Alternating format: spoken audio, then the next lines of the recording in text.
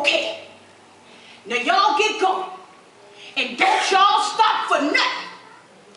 It be some people waiting on the other side to feed you and tell you where to go from there. All right, now go. Freedom is something worth fighting for. And you know I believe that. Well, tell me, what do you think about that, Mr. Douglas? You know, he wrote me a letter once back in 1869 to tell me how proud of me he was.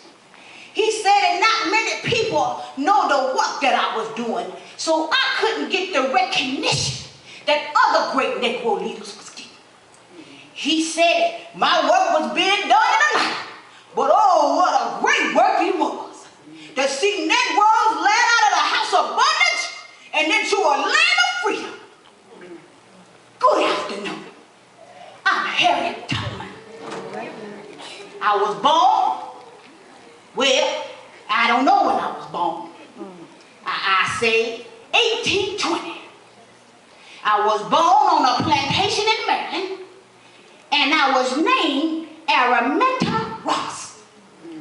My parents were slaves, and so were my grandparents. And when I was 6 or 7, the owner went and hired me off to old James Cook. But I wasn't just going to stand for that. I ran away. And they come find me and they sent me somewhere else. And I ran away again. Everywhere that they would put me, I would run away. See, I was born to be free. That's right. Well, in my teens, they come find me and send me back to that plantation where my family was. And while working in the fields out there, I heard them talking about Nat Turner. You do know who Nat Turner is, don't you? Look him up if you don't. You know they got our names in books now? Ooh, ain't that something? Well, I was determined, just like Mr. Turner, that I would run away and help as many as I could to do the same. So around in 1844, I met John Tubman. Now, he was a free man. We got married, and I started my own pursuit for freedom around in 1849. I headed north and ended up in Philadelphia.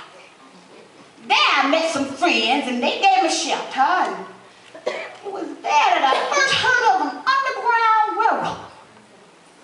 You know, it was used by free blacks and Quakers and some whites to help runaway slaves. Well, you know my mind went to working then. I couldn't read or write, but that sure didn't stop me from thinking. I just knew that I could help slaves that want to be free. So I did.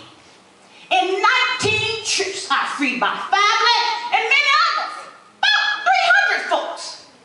You know they nicknamed me Moses. Yeah, they did.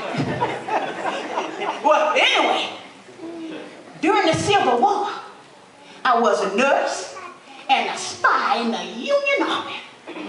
LeRon Bennett said I was the most remarkable spy the Union had. Most remarkable spy the Union had. And the first woman to lead U.S. troops in battle. I bet you didn't know that, did you? I just fought for what I believed in.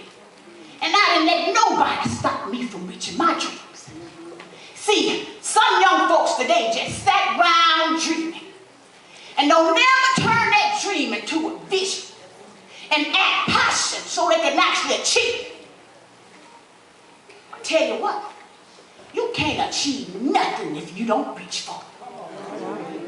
And don't sit around worried about praise from man. Just do what God tells you to do. He'll give you the reward. Freedom was my dream. I turned it into a vision.